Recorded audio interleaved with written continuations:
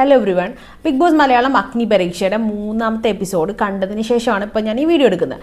ഇപ്പോൾ 4 പേര് എലിമിനേറ്റ് ആയി പോയതും ഞാൻ കണ്ടിരുന്നു. അപ്പോൾ ഈ ഒരു വീഡിയോ കൂടെ ഞാൻ പറയാൻ പോകുന്നത് ഇതുവരെയുള്ള ആളുകളുടെ പെർഫോമൻസ് വെച്ചിട്ട് ഹൗസിനുള്ളിലേക്ക് പോയാൽ കൊള്ളാമായിരിക്കും അല്ലെങ്കിൽ പൊട്ടൻഷ്യൽ ഉണ്ട് എന്ന് തോന്നിയ കുറച്ച് കണ്ടസ്റ്റൻസിനെ പറ്റിയുള്ള വീഡിയോ ആണ്. ഇതിൽ നിന്ന് എത്ര പേര് ഹൗസിലേക്ക് പോകും എന്നുള്ളത് നമുക്ക് കാത്തിരുന്ന് കാണാം. എല്ലാവർക്കും ഭയങ്കരമായിട്ട് അവരുടെ ഒരു പേഴ്സണാലിറ്റി ഒന്നും കാണിക്കാനുള്ള അവസരങ്ങളൊന്നും ഉണ്ടായിരുന്നില്ല. പക്ഷേ കിട്ടിയ അവസരത്തിൽ നിന്നും നമ്മൾ കുറച്ച് പേരെ ശ്രദ്ധിക്കുമല്ലോ, അങ്ങനത്തെ കുറച്ച് പേരാണ്. വരും ദിവസങ്ങളിൽ ഇത് ചിലപ്പം മാറാം, കുറച്ചും കൂടെ ആളുകൾ വന്നേക്കാം. അപ്പം നമുക്ക് നേരെ വീഡിയോയിലോട്ട് പോവാം. ആദ്യത്തെ കണ്ടസ്റ്റൻ്റ് എന്ന് പറയുന്നത് രാകേഷ് എന്ന് പറയുന്ന കണ്ടസ്റ്റൻ്റാണ്. ഞാൻ ഇമേജ് കൊടുക്കാം. രാകേഷിനെ പറ്റി പറയുകയാണെങ്കിൽ എനിക്ക് പേഴ്സണലി രാകേഷ് ഹൗസിനുള്ളിൽ പോയാൽ കൊള്ളാമായിരിക്കും എന്ന് ഇംപ്രഷൻ തോന്നിയ ഒരാളാണ് കേട്ടോ. കാരണം രാകേഷിന് സംസാരിക്കുമ്പോഴാണെങ്കിലും ഒരു റോ ഫീൽ കിട്ടുന്നുണ്ട്. കുറച്ച് റോ ആയിട്ടുള്ള ഇമോഷൻസ് നമുക്ക് ഹൗസിനുള്ളിൽ കാണാൻ ചാൻസ് ഉണ്ട് എന്നുള്ളതാണ് എനിക്ക് തോന്നിയത്. ദേഷ്യമാണെങ്കിലും സങ്കടമാണെങ്കിലും സ്നേഹമാണെങ്കിലും ഒക്കെ അങ്ങനെ കാണാൻ ചാൻസ് ഉണ്ട്. ആൻഡ് ഇന്നത്തെ എപ്പിസോഡിൽ രാകേഷിനെ പൂജ എന്ന് പറഞ്ഞ കണ്ടസ്റ്റന്റ് ട്രിഗർ ചെയ്യുന്നുണ്ടായിരുന്നു. അപ്പോൾ രാകേഷ് തിരിച്ച് കാണിച്ച ആ ഒരു രീതിയൊക്കെ കൊള്ളായിരുന്നു. ഇതൊക്കെ ആക്ച്വലി പ്രമോയിലും എപ്പിസോഡിലും ഒക്കെ കയറാൻ ചാൻസ് ഉള്ള വിധത്തിലുള്ള സാധനങ്ങളാണ്. സോ ഐ തിങ്ക് രാകേഷിന് അത് കാണിക്കാൻ പറ്റും. നല്ല അഗ്രഷൻ ഉള്ളൊരു കണ്ടസ്റ്റന്റ് ആയിരിക്കാനാണ് ചാൻസ് എന്നാണ് എനിക്ക് തോന്നിയത്. ബിഗ് ബോസ് ഹൗസിൽ ഉണ്ടായിരുന്നെങ്കിൽ കൊള്ളാമായിരുന്നു തോന്നുന്നുണ്ട്. നിങ്ങളുടെ അഭിപ്രായം കൂടി ഷെയർ ചെയ്യണം. ഈ ഒരു വീഡിയോയിൽ ഞാൻ പറയുന്ന അല്ലാതെ ആരെങ്കിലും ഉണ്ടെങ്കിൽ അതും കൂടി ഷെയർ ചെയ്ത് നന്നായിരിക്കും കേട്ടോ. രണ്ടാമത്തെ കണ്ടസ്റ്റന്റ് എന്ന് പറയുന്നത് പൂജയുടെ കാര്യം തന്നെ പറയാം. പൂജ ആക്ച്വലി നല്ലോണം ഇറിറ്റേറ്റ് ചെയ്ത് കണ്ടന്റ് ഉണ്ടാക്കാൻ ചാൻസ് ഉള്ള ഒരാളാണ്. ചൊറിച്ചിൽ നല്ലോണം വർക്കൗട്ട് ആവാൻ ചാൻസ് ഉള്ള ഒരു കണ്ടസ്റ്റന്റ് ആണ്. ഇന്നത്തെ 3ാമത്തെ എപ്പിസോഡ് ഔട്ടായപ്പോൾ ഈ ഒരു ടാസ്ക് ചെയ്തുകൊണ്ടിരിക്കുന്ന ഓപ്പോസിറ്റ് ഗ്രൂപ്പിനെ ട്രിഗർ ചെയ്യണം, അവർ ശ്രദ്ധ മാറ്റണം. അതിന് വേണ്ടിയിട്ട് നല്ല എഫേർട്ട് ആ കൂട്ടത്തിൽ ഇട്ട കുറച്ച് പേരിൽ ഒരാളാണ് പൂജ. പൂജ ആർത്ത് ഉല്ലസിച്ച് കിടന്നിട്ട് അവരെയൊക്കെ ശ്രദ്ധ മാറ്റുന്നുണ്ടായിരുന്നു. ആൻഡ് ആ കൂട്ടത്തിൽ കയ്യിൽ നിന്ന് ചെറുതായിട്ട് പോയി, ഇറങ്ങിപ്പോടാന്നോ അങ്ങനെ എന്തോ ഒരു സാധനം യൂസ് ചെയ്തിട്ട് അഖിൽമാരാര് വാൺ ചെയ്യുന്നുണ്ട്. പക്ഷെ ദേഷ്യം വന്നു കഴിഞ്ഞാൽ വായി വരുന്നത് വിളിച്ച് പറയാൻ ചാൻസ് ഉള്ള ഒരു കണ്ടസ്റ്റന്റ് ആണെന്നുള്ളതാണ്. ഹൗസിലേക്ക് പോയി കഴിഞ്ഞാൽ ഇവർ ഏത് തരത്തിലുള്ള കണ്ടന്റാണ് കൊണ്ടുവരിക എന്ന് വെച്ച് കഴിഞ്ഞാൽ 2 ഓപ്പർച്യൂണിറ്റി ഞാൻ ഇവിടെ പൂജയ്ക്ക് കാണുന്നുണ്ട്. 2 ഓപ്പർച്യൂണിറ്റി എന്ന് പറഞ്ഞാൽ ഒന്ന് ഭയങ്കര പോസിറ്റീവ് ആകാനുള്ള ചാൻസ് ഉണ്ട്. 2 എന്ന് പറഞ്ഞു കഴിഞ്ഞാൽ നല്ലോണം നെഗറ്റിവിറ്റി കിട്ടാനുള്ള ചാൻസും പൂജയ്ക്കുണ്ട്. പക്ഷെ പൂജയുടെ കാര്യത്തിൽ നോക്കുകയാണെങ്കിൽ പൂജ ഫിയർലെസ് ആണ്, സ്പോട്ടിലാണ് റിയാക്ട് ചെയ്യുന്നത്, അധികം ചിന്തിക്കുന്നില്ല. അത് തന്നെയായിരിക്കും പൂജയുടെ പോസിറ്റീവും നെഗറ്റീവും. ഫസ്റ്റ് ഡേയിൽ പൂജ സംസാരിച്ച കുറച്ച് കാര്യം ഉണ്ടായിരുന്നു. അതായത് മറ്റേ പൂജ ഫസ്റ്റ് എപ്പിസോഡിൽ താഴും താക്കോലും ഓപ്പൺ ചെയ്യാൻ പറ്റാതെ കരഞ്ഞ പൂജേനെ സെലക്ട് ചെയ്തത് പൂജ കരഞ്ഞതുകൊണ്ടാണ് എന്നുള്ള രീതിയിലും ജസ്റ്റിസ് സെർവ് ചെയ്യപ്പെട്ടില്ല എന്നൊക്കെ ഈ പൂജ സംസാരിക്കുന്നുണ്ടായിരുന്നു. ഞാൻ ഇൻസ്റ്റാഗ്രാമിലും പൂജയുടെ ഒരു വീഡിയോ കാണുന്നുണ്ടായിരുന്നു ഇതിനെ പറ്റിയുള്ള എക്സ്പ്ലനേഷൻ.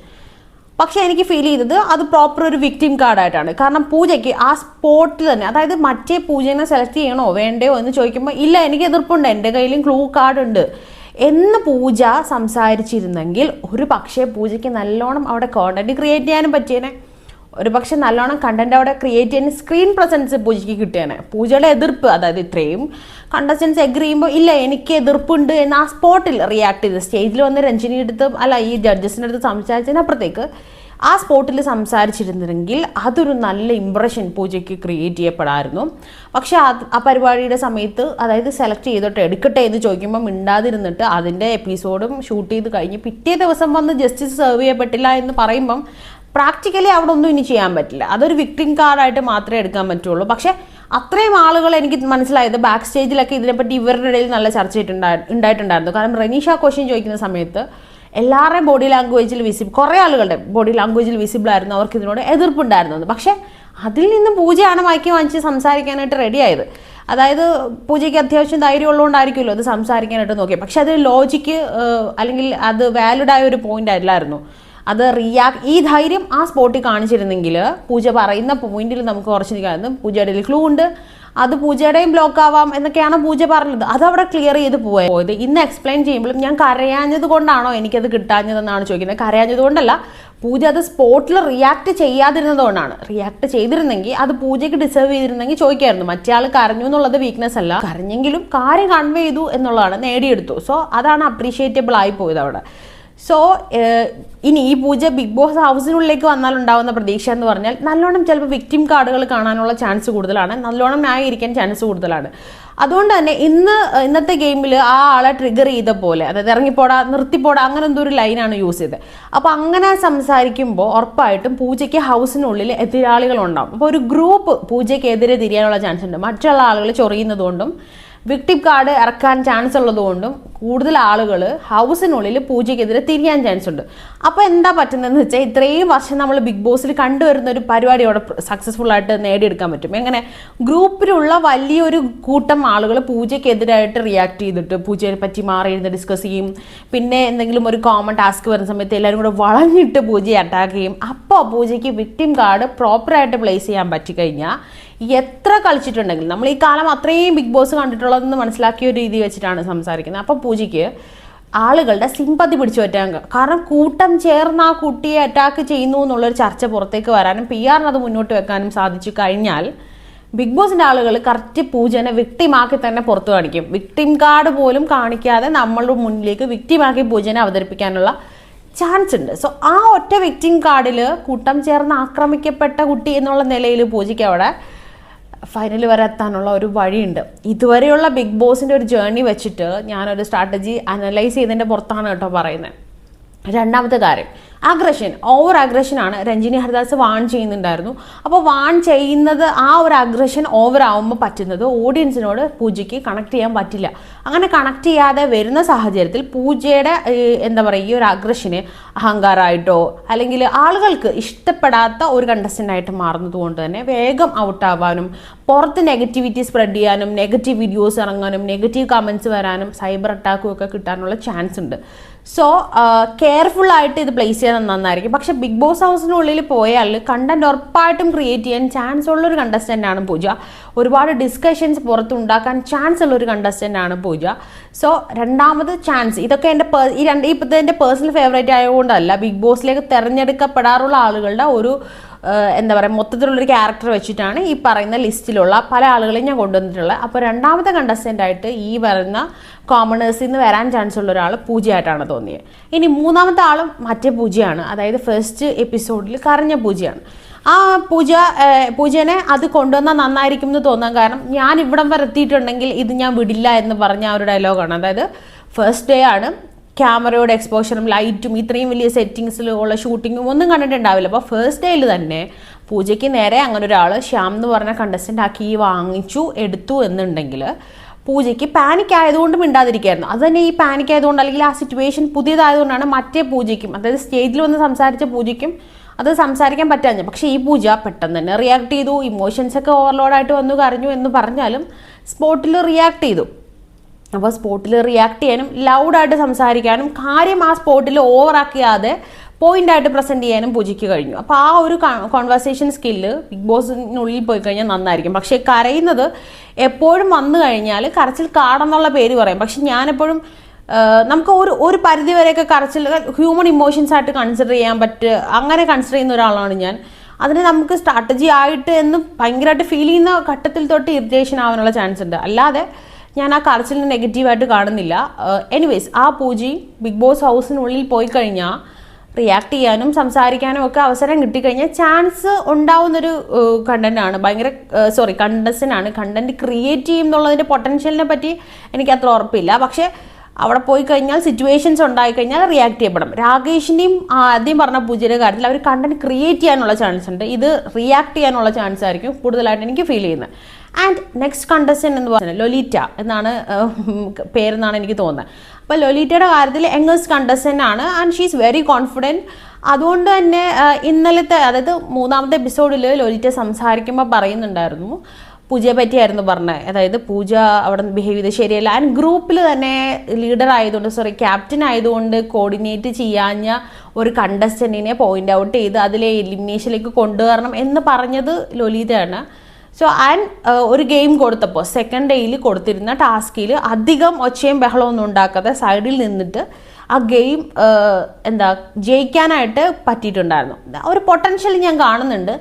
ആൻഡ് ഈ പറഞ്ഞ പോലെ എല്ലാവരും യങ്ങസ്റ്റ് കണ്ടസ്റ്റൻ്റ് എന്നൊക്കെ പറഞ്ഞാണ് ലൊലീതനെ ക്യാപ്റ്റൻ ആക്കുന്നത്. പക്ഷെ അത് ഒരു പരിധി കഴിഞ്ഞാൽ ബേർഡൻ ആവാനുള്ള ചാൻസ് ഉണ്ട്. യങ്ങസ്റ്റ് കണ്ടസ്റ്റൻ്റ് എന്ന് പറഞ്ഞു അവസാനം നീ ചെറുതാ, നീ മിണ്ടായിരിക്കും, നീ കൂടുതൽ പോയിന്റ്സ് ഒന്നും പറയണ്ട എന്നുള്ള നിലയിൽ വന്നിട്ട് ഈ പ്രായം കുറഞ്ഞത് കൊണ്ട് സംസാരിക്കുന്ന കാര്യങ്ങൾ അഡ്രസ്സ് ചെയ്യപ്പെടാതെയും ഓപ്പോസിറ്റ് നിൽക്കുന്ന ആളുകൾ വില തരാതിരിക്കാനുള്ള ചാൻസ് ഉണ്ട്. സോ ലൊലിത അത് പോയിന്റ് ഔട്ട് ചെയ്തിട്ട് എനിക്ക് പ്രായം കുറവാണെങ്കിലും ഞാൻ അങ്ങനെയല്ല, ഞാൻ നന്നായിട്ട് സംസാരിക്കുന്ന ആളാണ്, എനിക്ക് പോയിന്റ് ഉണ്ട് പറയാനുള്ള രീതിയിലാണ് സംസാരിച്ചത്. അതൊരു നല്ല ട്രാക്കാണ്. ബിക്കോസ് കഴിഞ്ഞ സീസണിൽ റെന ഫാത്തിമയൊക്കെ നന്നായിട്ട് ലൗഡായിരുന്നെങ്കിൽ പോലും റെനയുടെ ഏജ് വെച്ചിട്ട് റെന പറയുന്ന കാര്യത്തിനുള്ള വില കൊടുക്കാതിരുന്ന പല സീനുകളും ഉണ്ടായിരുന്നു.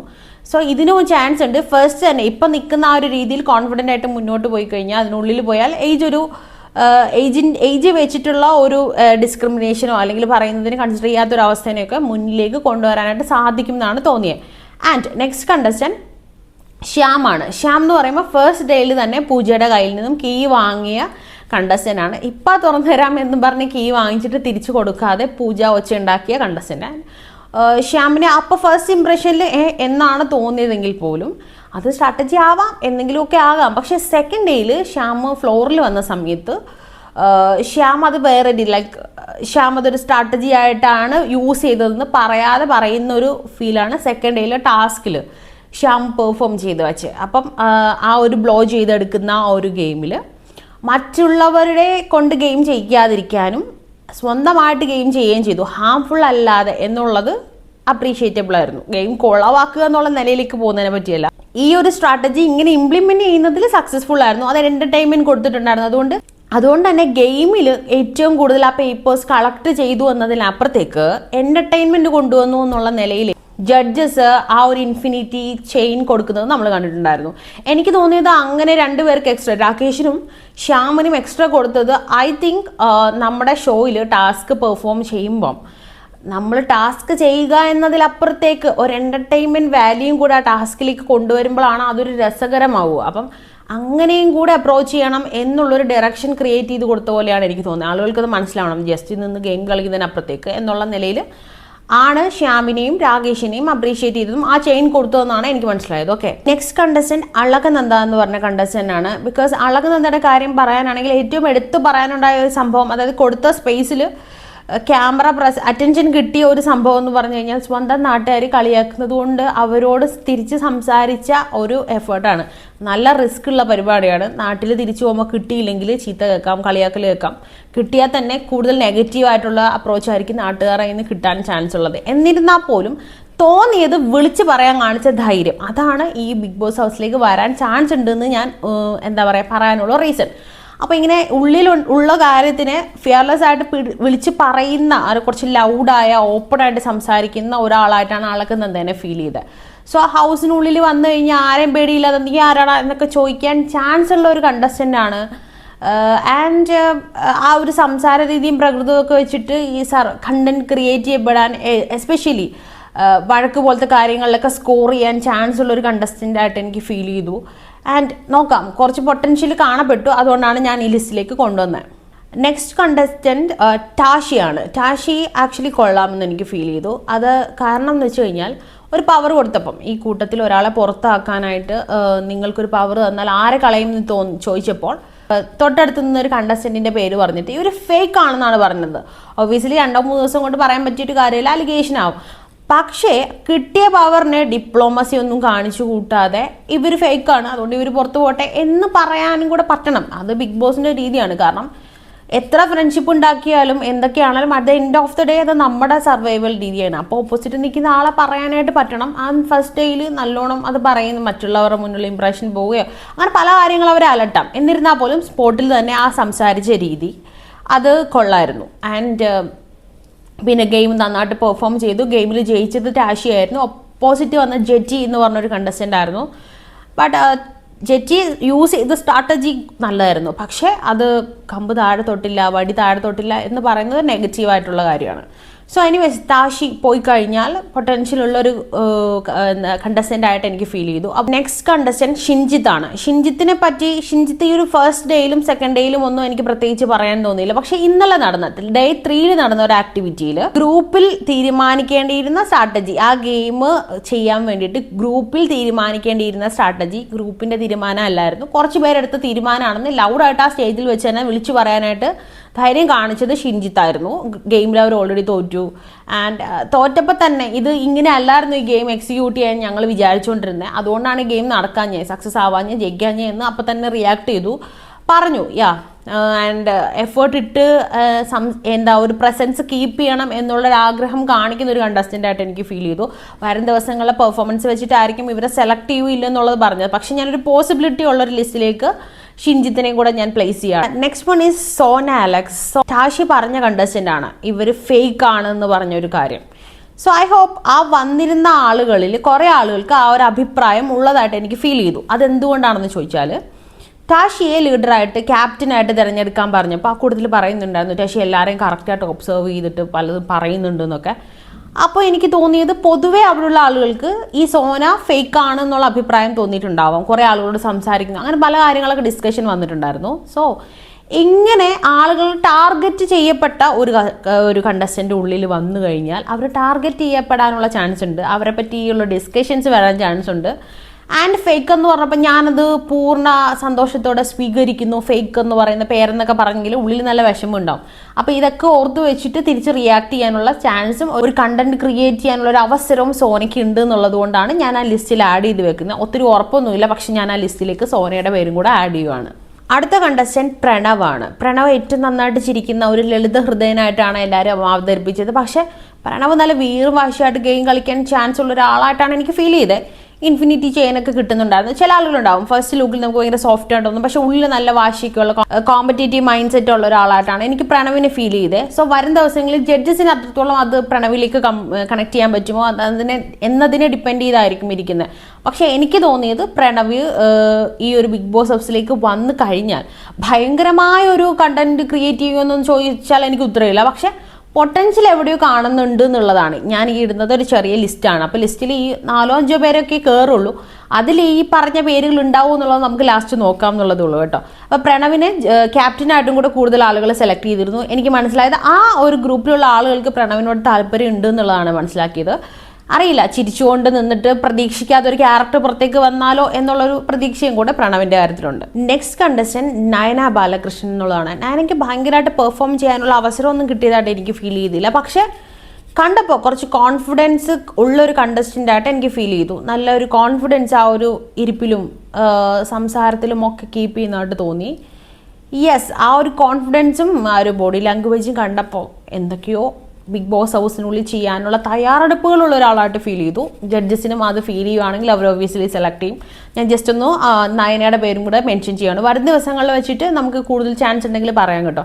നെക്സ്റ്റ് കണ്ടസ്റ്റന്റ് ഈസ് ഷാനോ തോമസ് എന്നാണോ പേരെന്ന് എനിക്കറിയില്ല. ഷാൻ തോമസ് എന്നാണെന്ന പേര് ക്ലിയർ അല്ല. ഞാൻ എന്തായാലും ഇമേജ് പേര് കൊടുക്കാം. ആൻഡ് ഷാൻ്റെ കാര്യത്തിൽ പറയുകയാണെങ്കിൽ എനിക്ക് ക്യൂരിയോസിറ്റി ഉണ്ടാക്കിയ കാര്യങ്ങൾ എന്തൊക്കെയാണെന്ന് വെച്ച് കഴിഞ്ഞാൽ, ഷാൻ അവിടെ പറഞ്ഞ കാര്യം എനിക്ക് മൾട്ടിപ്പിൾ പേഴ്സണാലിറ്റീസ് ഉണ്ടെന്നുള്ളതാണ്. എനിക്കറിയില്ല, മൾട്ടിപ്പിൾ പേഴ്സണാലിറ്റീനെ ഒരു നല്ല ക്വാളിറ്റി ആയിട്ട് വേണമെങ്കിൽ എടുക്കാം, വേണമെങ്കിൽ ബിഗ് ബോസ് ഹൗസിന് വേണ്ടിയിട്ട് നമുക്കൊന്നിനൊന്ന് ഫ്ലെക്സിബിൾ ആക്കി വേറൊരു രീതിയിൽ എടുക്കാം. വേണമെങ്കിൽ നമുക്ക് പറയാം സിറ്റുവേഷൻ അഡോപ്റ്റ് ചെയ്യുന്നതിൻ്റെ ഭാഗമായിട്ട് ഷാൻ കാണിക്കാൻ ചാൻസ് ഉള്ള പല മുഖങ്ങൾ നമുക്ക് എക്സ്പീരിയൻസ് ചെയ്യാൻ പറ്റുമായിരിക്കും. ദേഷ്യം, സങ്കടം, അങ്ങനെയൊക്കെ പല ഫേസുകൾ നമുക്ക് കാണാതിരിക്കും സിറ്റുവേഷൻ അഡോപ്റ്റ് ചെയ്യുന്നതിൻ്റെ ഭാഗമായിട്ട്. ദെൻ വേറൊരു ഭാഗം എന്ന് ഞാൻ ഉദ്ദേശിക്കാൻ കാരണം ചിലപ്പോൾ ഭയങ്കര ഹൃദയ വിശാലതയുള്ള ഒരാളായിട്ട് ഫീൽ ചെയ്യാം. സെയിം ടൈമിൽ നമ്മൾ പ്രതീക്ഷിക്കാത്ത ദേഷ്യമുള്ള ഒരാളായിട്ട് ഫീൽ ചെയ്യാം അല്ലേ. അപ്പോൾ പല മുഖങ്ങളെന്ന് ഉദ്ദേശിച്ചത് എന്തൊക്കെയോ ക്യാരക്ടേഴ്സ് ഉള്ളിൽ വെച്ചു നടക്കുന്ന ഒരാളായിട്ട് ഫീൽ ചെയ്തു. ആൻഡ് അങ്ങനെ പറഞ്ഞതിൽ നിന്നാണ് കേട്ടോ. ആൻഡ് എനിക്ക് ഇമോഷണലി ആരോടും ഡിപ്പെൻഡൻ്റ് ആയിട്ടുള്ള ഒരാളല്ല എന്നൊക്കെ എടുത്ത് പറയുന്നുണ്ടായിരുന്നു ചൈൽഡ്ഹുഡ് കണക്ട് ചെയ്തിട്ട്. അപ്പോൾ ഇമോഷണലി ഡിപ്പെൻഡൻ്റ് അല്ലാത്ത ആളുകൾക്ക് ബിഗ് ബോസിൽ കുറച്ചുകൂടെ നന്നായിട്ട് സർവൈവ് ചെയ്യാമെന്ന് തോന്നുന്നു. സ്വന്തം കാര്യങ്ങൾ കുറച്ചുകൂടെ നന്നായിട്ട് കൊണ്ടുപോകാൻ പറ്റുമെന്ന് തോന്നുന്നു. ആൻഡ് ഒരു ബോഡി ലാംഗ്വേജ് ഒക്കെ കാണുമ്പം ഫിസിക്കൽ ടാസ്ക് ഒക്കെ പെർഫോം ചെയ്യാൻ ചാൻസ് ഉണ്ട് എന്ന് എനിക്ക് ഫീൽ ചെയ്യുന്നു. അങ്ങനെ ആൻഡ് ഓൾസോ ഗ്രൂപ്പായിട്ട് തിരിച്ച സമയത്ത് കുറച്ച് പേരെടുത്ത തീരുമാനമായിരുന്നു. ആ ഗ്രൂപ്പിൻ്റെ ക്യാപ്റ്റൻ എന്ന് പറയുന്നത് അഭിറാം എന്ന് പറഞ്ഞ ആളാണെങ്കിൽ പോലും ഞാൻ ശ്രദ്ധിച്ചത് ആ ഒരു സമയത്ത് സ്ട്രാറ്റജി ഡിസ്കസ് ചെയ്യുമ്പോൾ ഈ ഒരു വ്യക്തി ഷാൻ എന്ന് പറഞ്ഞ ആളായിരുന്നു അവിടെ ഡിസ്കസ് ചെയ്തുകൊണ്ടിരുന്നത് കൂടുതൽ. അപ്പം ഷാനാണെന്ന് തോന്നുന്നു ഏകാധിപത്യമായിട്ട് ആ കാര്യത്തിനെ മാറ്റിക്കൊണ്ട് പോയ ആളെന്നും എനിക്ക് ഫീൽ ചെയ്തു. ഉറപ്പിച്ചെനിക്ക് പറയാൻ പറ്റുന്നില്ല, എനിക്ക് അങ്ങനെയാണ് കണ്ടപ്പോൾ ഫീൽ ചെയ്തത്. ആൻഡ് ഈ പറയുന്ന പോലെ ഒരു ഐഡൻറ്റിറ്റി എപ്പോഴും എല്ലാ കാര്യത്തിലും കീപ്പ് ചെയ്യാനായിട്ട് ശ്രമിക്കുന്ന ഒരാളായിട്ട് എനിക്ക് ഫീൽ ചെയ്തു. അതുകൊണ്ട് തന്നെ ഈ ഹൗസിനുള്ളിൽ പോയി കഴിഞ്ഞാൽ ഷാനെതിരെയും ഷാനോട് ചേർന്നും കളിക്കാനുള്ള ഒരു ഗ്രൂപ്പുകൾ അവിടെ ഫോം ചെയ്യാനുള്ള ചാൻസ് ഉണ്ട്. പിന്നെ ഇൻഡിപെൻഡൻ്റ് ആയിട്ട് കളിക്കാം. ഈ ഒരു ഹൗസിലെ ഒറ്റയാനെന്നൊക്കെ വേണമെങ്കിൽ മാറാമല്ലോ, അറിയില്ല, നമുക്ക് ചാൻസസ് നോക്കാം. അപ്പോൾ ഷാനെയും കൂടെ ഞാൻ ഈ ലിസ്റ്റിലേക്ക് ആഡ് ചെയ്യുവാണ്. ദെൻ നെക്സ്റ്റ് വൺ ഈസ് പാർവതിയുടെ കാര്യത്തിൽ ഞാൻ പറയാൻ കാരണം ഈ ഒരു സീസണിൽ കോമണേഴ്സ് വരുന്ന കാലം മുതൽ അപ്ലൈ ചെയ്ത ഒരാളാണെന്നുള്ളത്. അതായത് ഇത്രയും കാലം കിട്ടാഞ്ഞിട്ടും കഷ്ടപ്പെട്ട് ശ്രമിച്ച ഒരാളാണ്. ആ ഒരു കോൺഫിഡൻസ്, ഞാൻ വിടില്ല എന്ന് പറഞ്ഞിട്ട് അത് ഫോളോ അപ്പ് ചെയ്ത് ഇവിടം വരെ എത്താൻ കാണിച്ച ഒരു മനസ്സുണ്ടല്ലോ, അതിനൊരു ചാൻസ് കിട്ടിയാൽ കൊള്ളാമായിരിക്കും എന്ന് എനിക്ക് തോന്നി. And she is very confident. Over thinking നല്ലോണം ഉണ്ടെന്ന് പറഞ്ഞു. അപ്പോൾ ഓവർ തിങ്കർ ആണെന്നുണ്ടെങ്കിൽ കണ്ടന്റ് ക്രിയേറ്റ് ചെയ്യപ്പെടാം. ഓർത്ത് വിചാരിച്ച് നമ്മൾ ഉദ്ദേശിക്കാത്ത രീതിയിലേക്ക് വേണമെങ്കിൽ കാര്യത്തിനെ കൊണ്ടൊന്ന് പ്രസന്റ് ചെയ്യാം. ആൻഡ് ഓഫ് കോഴ്സ് ടാസ്ക് കൊടുക്കുമ്പോൾ അതേ ഓവർ തിങ്ക് ചെയ്ത്, അപ്പോൾ ഈ ഓവർ തിങ്കിൻ്റെ നല്ല വശങ്ങളെ കാണിച്ചു കഴിഞ്ഞാൽ ബിഗ് ബോസ് ഹൗസിൽ കണ്ടന്റ് ക്രിയേറ്റ് ചെയ്യാനുള്ള ചാൻസ് ഉണ്ട്. അതുകൊണ്ടാണ് ഞാൻ പാർവതിയുടെ പേരും കൂടെ ഈ ലിസ്റ്റിലേക്ക് കൊണ്ടുവന്നത്. നെക്സ്റ്റ് കണ്ടസ്റ്റന്റ് ഈസ് ഷിജിൻ്റെ കാര്യം പറയാനുള്ള കാര്യം, അഖിൽ മാരാര് ചോദിച്ച ചോദ്യമായിരുന്നു. സീസൺ 5 എന്നോടൊപ്പം ഉണ്ടായിരുന്നെങ്കിൽ എന്നെ തോപ്പിച്ച് കളയുമായിരുന്നു എന്ന് പറയാൻ ചാൻസ് ഇല്ല. എന്ന് പറഞ്ഞ രീതിയിലുള്ള കോൺഫിഡൻസ് ഉള്ള കണ്ടസ്റ്റന്റ് ആരാന്ന് ചോദിക്കുമ്പോൾ ഷിജിൻ കൈവക്കുന്നുണ്ടായിരുന്നു. അപ്പോൾ ഷിജിനെ കാണുമ്പോൾ ഒരു പമ്മി ഒരാളാണെങ്കിൽ നല്ല അഗ്രഷൻ പുറത്ത് കാണിക്കാൻ ചാൻസ് ഉള്ള ഒരു കണ്ടസ്റ്റന്റ് ആയിട്ട് എനിക്ക് ഫീൽ ചെയ്തു. അതായത് ചൊറിഞ്ഞു കഴിഞ്ഞാൽ തിരിച്ച് മാന്താൻ ചാൻസ് ഉള്ള ഒരാളായിട്ട് എനിക്ക്, നല്ല അഗ്രഷൻ ഉള്ളൊരു കണ്ടസ്റ്റന്റ് ആയിട്ട് എനിക്ക് ഫീൽ ചെയ്തു. ആൻഡ് നല്ല കോമ്പറ്റേറ്റീവ് മൈൻഡ് സെറ്റ് ഉണ്ട്. കാരണം ഷിജിൻ ഇങ്ങനെ ആ ഫ്ലോറിൽ നിൽക്കുമ്പോൾ എല്ലാം ഒബ്സർവ് ചെയ്യുന്നൊരു രീതി ആൻഡ് ബോഡി ലാംഗ്വേജ് കീപ്പ് ചെയ്യുമ്പം എനിക്കിവിടെ സർവൈവ് ചെയ്യണം, പിന്നെ മറ്റു കാര്യങ്ങളിൽ എനിക്ക് മുന്നിലേക്ക് വരണം. ഒരു സ്പോർട്സ്മാൻഷിപ്പ് എനിക്ക് എവിടെയൊക്കെ ഫീൽ ചെയ്തു ഷിജിൻ്റെ ഒരു ബോഡി ലാംഗ്വേജിൽ നിന്നൊക്കെ. ആൻഡ് അഖിൽ മാരാരെ തോപ്പിക്കണം എന്നൊക്കെ പറഞ്ഞ് പെട്ടെന്ന് കൈ പൊക്കുന്നത് നമുക്ക് പെട്ടെന്ന് അറ്റൻഷൻ കിട്ടാനുള്ള റീസൺ ആണല്ലോ. യെസ്, ആൻഡ് ഷിജിൻ ആ ഇൻഫിനിറ്റി ചെയിൻ നേടിയെടുക്കുകയും ചെയ്തു. And I think Shijin perform ചെയ്യാനുള്ള അവസരം ബിഗ് ബോസ് ഹൗസിനുള്ളിൽ ഉണ്ടാവും തോന്നുന്നു. സോ ഷിജിൻ ഈ ഒരു ലിസ്റ്റിലേക്ക് ഞാൻ ആഡ് ചെയ്യും. നെക്സ്റ്റ് കണ്ടസ്റ്റന്റ് ഈസ് എൽദോയെ പറ്റി ഭയങ്കരമായിട്ട് പറയാനുള്ള അവസരങ്ങളോ ഈ പറയുന്ന കാര്യങ്ങളോ ഒന്നും വന്നില്ലെങ്കിലും കിട്ടിയ സന്ദർഭങ്ങളിൽ നല്ലോണം കാര്യങ്ങൾ സംസാരിക്കുന്നത് ഞാൻ നോട്ട് ചെയ്തു. കാരണം എന്തെന്ന് വെച്ച് കഴിഞ്ഞാൽ എൽദോ സംസാരിക്കുന്ന 2 അവസരങ്ങളാണ് നോട്ട് ചെയ്തത്. ഫസ്റ്റ് ഇൻട്രോ ആണ്. വീക്ക്നെസ്സിനെയും സ്ട്രെങ്ത്തിനെയും പറ്റി സംസാരിക്കാൻ പറയുമ്പോൾ എൽദോ സംസാരിച്ചത് വീക്ക്നെസ് ആയിട്ടാണ് പ്രസന്റ് ചെയ്തത്. എന്നോട് ആരെങ്കിലും ഒരു കാര്യം ചെയ്തു കഴിഞ്ഞാൽ അത് ഞാൻ മറക്കില്ല, അത് ഞാൻ മനസ്സിൽ വെച്ചിട്ട് തിരിച്ച് പണി കൊടുക്കും എന്നുള്ള രീതിയിലാണ് എൽദോ സംസാരിച്ചത്. അപ്പോൾ ഇത് ബിഗ് ബോസിൽ ഒരു മുതൽക്കൂട്ടാവാനുള്ള ചാൻസ് ഉണ്ട്. ഓർത്ത് വെച്ച് അവസരം കിട്ടുമ്പോൾ തിരിച്ചു കൊടുക്കുന്ന ആളുകളാണല്ലോ പലരും. അത് സോഫ്റ്റായിട്ടാണ് പ്രസൻറ്റ് ചെയ്യുന്നത്. സോഫ്റ്റായിട്ട് പ്രസൻറ്റ് ചെയ്യുമ്പോൾ അതിലൊരു ചതിയൊക്കെ ആളുകൾക്ക് ഫീൽ ചെയ്തേക്കാം. പക്ഷേ ഇങ്ങനെ പറഞ്ഞിട്ട് കളിക്കുമ്പോൾ തിരിച്ചടി കിട്ടാനുള്ള ചാൻസ് ഉണ്ടല്ലോ. അപ്പം വഴക്കുണ്ടാകുമ്പോഴൊക്കെ അത്യാവശ്യം ഇത് അവിടെ കണ്ടന്റ് ക്രിയേറ്റ് ചെയ്യപ്പെടാനുള്ള ചാൻസ് ഉള്ളതുകൊണ്ട് അത് ഒരു കാര്യം. ആൻഡ് സെക്കൻഡ് തിങ് ഈസ് ലീഡറിനെ, ക്യാപ്റ്റനെ തിരഞ്ഞെടുക്കണം എന്ന് പറയുമ്പോൾ എൽദോ കൊടുത്ത ഒരു എക്സ്പ്ലനേഷൻ ഉണ്ടായിരുന്നു. ഒരു ക്യാപ്റ്റൻ എന്ന നിലയിൽ ആളുകളെ ഇങ്ങനെയാണ് മനസ്സിലാക്കേണ്ടത്, ഇങ്ങനെയാണെന്നൊക്കെ പറഞ്ഞ് അവതരിപ്പിച്ച ഒരു രീതിയിൽ എൽദോയ്ക്ക് പൊട്ടൻഷ്യലുണ്ട്, കമ്മ്യൂണിക്കേഷൻ സ്കില്ലുണ്ട്. ഓബ്വിയസ്ലി ഞാൻ എൽദോയുടെ ഒരു വീഡിയോ കണ്ടിട്ടുണ്ടായിരുന്നു യൂട്യൂബിൽ, അതുപോലെയും ഇൻസ്റ്റഗ്രാമിലും കണ്ടിട്ടുണ്ടായിരുന്നു. കമ്മ്യൂണിക്കേഷൻ സ്കില്ലൊക്കെ ഉണ്ട്. അത് പറയുമ്പോഴാണ് കേട്ടോ ഈ കോമണേഴ്സ് എന്ന് പറഞ്ഞു വന്ന പല ആളുകളും ഇൻസ്റ്റഗ്രാമിലും യൂട്യൂബിലും ഒക്കെ എസ്റ്റാബ്ലിഷ്ഡ് ആയിട്ടുള്ള ആളുകളാണ്, അത്യാവശ്യം ഫാൻസ് ഉള്ള ആളുകളാണ്, അവർക്ക് PR-നെ ഈസി ആയിട്ട് ആക്സസ് ചെയ്യാൻ പറ്റുന്ന ആളുകളാണ്. കോമണേഴ്സ് അല്ല, അവരിൽ പലരും കോമണേഴ്സ് ഒന്നും അല്ല. Yes, okay. ആൻഡ് എൽദോയുടെ കാര്യത്തിലും എനിക്കൊരു പൊട്ടൻഷ്യൽ കാണാൻ പറ്റുന്നുണ്ട് ഹൗസിനുള്ളിൽ. പക്ഷെ പെട്ടെന്ന് എന്താ പറയുക, ഹൗസിനുള്ളിൽ വരുമ്പം ഇപ്പോൾ ഇത്രയും 40 പേരുടെ ഇടയിൽ കാണിക്കാൻ പറ്റിയ ഒരു പെർഫോമൻസ് വന്നിട്ടില്ലെങ്കിലും സംതിങ് ഡിഫറെൻ്റ് ആയിട്ട് എൽദോയുടെ കാര്യത്തിൽ എനിക്ക് ഫീൽ ചെയ്തു. ആൻഡ് അതുകൊണ്ട് ഞാൻ എൽദോയും കൂടി ഈ ഒരു ലിസ്റ്റിലേക്ക് ആഡ് ചെയ്യും. Next contestant അഭിറാമാണ്. അഭിറാമിൻ്റെ കാര്യത്തിൽ എനിക്ക് ഭയങ്കര ഒരു പൊട്ടൻഷ്യൽ ഒന്നും കാണാൻ പറ്റിയില്ല. പക്ഷേ ഈ ലിസ്റ്റിലേക്ക് ആഡ് ചെയ്യുന്നതിനൊരു കാര്യമുണ്ട്. ഫസ്റ്റ് ഡേയിൽ അഭിറാമിൻ്റെ ഇൻട്രോ സെക്ഷൻ കുറച്ച് ബോറിംഗ് ആയിരുന്നു. ആ ഒരു ജിമ്മിൻ്റെ കാര്യം, അതായത് ജിമ്മിൽ നിന്ന് പറഞ്ഞു വിട്ടു, പിന്നെ ബിഗ് ബോസിലേക്ക് വന്നു. അത് കേട്ടപ്പോൾ തന്നെ കുറച്ച് ബോറായി തുടങ്ങിയപ്പോൾ തന്നെ രജനിയും റിയാസും ആ ഒരു പണി കിൽക്കിയിട്ട് സ്റ്റോപ്പ് എന്ന് പറഞ്ഞു. അത് നന്നായി. ആൻഡ് ഇന്നലെ ഗ്രൂപ്പിലേക്ക് വരുന്ന സമയത്ത് അഭിറാമിനെ ക്യാപ്റ്റനാക്കിയ ഗ്രൂപ്പിൽ നിന്നാണ് ഈ 4 പേര് പുറത്തു പോയത്. അപ്പോൾ അഭിറാമിന് ഒബ്വിയസ്ലി അവിടെ ഒരുപാട് ബ്ലെയിം കിട്ടാനുള്ള ചാൻസ് ഉണ്ട്. ഈ ബ്ലെയിമിനെ അഭിറാം എങ്ങനെ ഇനിയുള്ള ദിവസത്തെ പെർഫോമൻസ് ആക്കി മാറ്റും എന്നുള്ളത് വെയിറ്റ് ചെയ്ത് കാണാൻ ഞാൻ നോക്കിയിരിക്കുകയാണ്. ആൻഡ് അത് ബോഡി ലാംഗ്വേജിൽ വിസിബിൾ ആയിരിക്കുമല്ലോ. കൂടുതൽ എതിർപ്പുകൾ വരുന്ന സമയത്ത് ഒരു കാര്യം പ്രൂവ് ചെയ്യാനുള്ള ശ്രമം വരാൻ ചാൻസ് ഉണ്ട്. ആ ശ്രമത്തിൽ നിന്നും ഈ ഒരു അഗ്നി പരീക്ഷയിൽ നിന്നും പിന്നാവാനുള്ള ഒരു എനർജി അഭിറാമിന് അതിൽ നിന്ന് കിട്ടിക്കാണും. സോ അതുകൊണ്ടാണ് ഞാൻ അഭിറാമിനെ ഈ ലിസ്റ്റിലേക്ക് കൊണ്ടുവന്നത്. ഫൈനലി ഷിജുലാൽ എന്ന് പറഞ്ഞ കണ്ടസ്റ്റന്റ് ആണ്. ആ ഉണ്ടാക്കിയ, അതായത് ഡിഫറെൻറ്റ് ബ്ലോക്ക് കൊടുത്തപ്പോൾ അത് വെച്ചിട്ടുണ്ടാക്കിയ രൂപം സൈറനടിക്കുന്ന സമയത്ത് താഴെ പോയപ്പോൾ ഒരു അവസരം കൂടെ ജഡ്ജസ് കൊടുത്ത ഒരു കണ്ടസ്റ്റന്റ് ആണ്. ആ ഒരു അവതരിപ്പിക്കുന്ന രീതിയിൽ പറഞ്ഞത് എനിക്ക് ഒരു ബോയ് നെക്സ്റ്റ് ഡോർ പോലത്തെ ഒരു ഇമേജ് ഉണ്ടാക്കാൻ താല്പര്യമുള്ള ഒരാളാണെന്ന് പറയുന്നുണ്ടായിരുന്നു. അതിനുള്ളൊരു ലുക്ക് ആൻഡ് അപ്പിയറൻസ്, ഒരു എനർജി അവിടെ നിന്ന് ഫീൽ ചെയ്യുന്നുണ്ടായിരുന്നു. അപ്പം മേ ബി ഹൗസിനുള്ളിൽ വന്നു കഴിഞ്ഞാൽ എങ്ങനെയായിരിക്കും ആ ഒരു ഇമേജ് ഉണ്ടാക്കിയെടുക്കുക എന്നുള്ളത് അറിയാനുള്ളൊരു ക്യൂരിയോസിറ്റി, അത്രേ ഉള്ളൂ. അല്ലാതെ ഭയങ്കര ഒരു ഹൗസിനുള്ളിൽ വന്നാൽ ഭയങ്കര കണ്ടന്റ് ക്രിയേറ്റ് ചെയ്യും എന്നുള്ളൊരു ഫീലൊന്നും എനിക്ക് എപ്പിസോഡ്സ് കണ്ടപ്പോൾ തോന്നിയില്ല. യെസ്, ഈ പറഞ്ഞ ആളുകളൊക്കെയാണ് ഈ ലിസ്റ്റിലുള്ളത്. 40 പേരിൽ നിന്നാണെന്ന് ആലോചിക്കണം. പല ആളുകൾക്ക് സംസാരിക്കാൻ പറ്റിയിട്ടുണ്ടാവില്ല. ഈ എപ്പിസോഡ് നമ്പർ 3 പുറത്തുപോയ നിതിനൊക്കെ നോട്ട് ചെയ്ത കണ്ടസ്റ്റൻ്റ് ആണ്, പക്ഷെ സംസാരിക്കാനും അവർക്ക് അവരെ തന്നെ കാണിക്കാനും ഒന്നും പറ്റിയിട്ടില്ല. അപ്പോൾ അതുപോലെ ആ കൂട്ടത്തിലിരിക്കുന്ന ആളുകളുണ്ടാവും, വരാൻ പോകുന്ന 2-3 എപ്പിസോഡിൽ തന്നെ ഈ കാര്യങ്ങൾ നേരെ മറിഞ്ഞ് വേറെ പുതിയ ആളുകളെ ശ്രദ്ധിക്കുന്ന അവസരങ്ങൾ ഉണ്ടായേക്കാം. സോ ഈ ഒരു 3 എപ്പിസോഡ് കണ്ടതിന് ശേഷം മാത്രമുള്ള ഒരു ലിസ്റ്റായിട്ട് ഇതിനെ കൺസിഡർ ചെയ്യുക.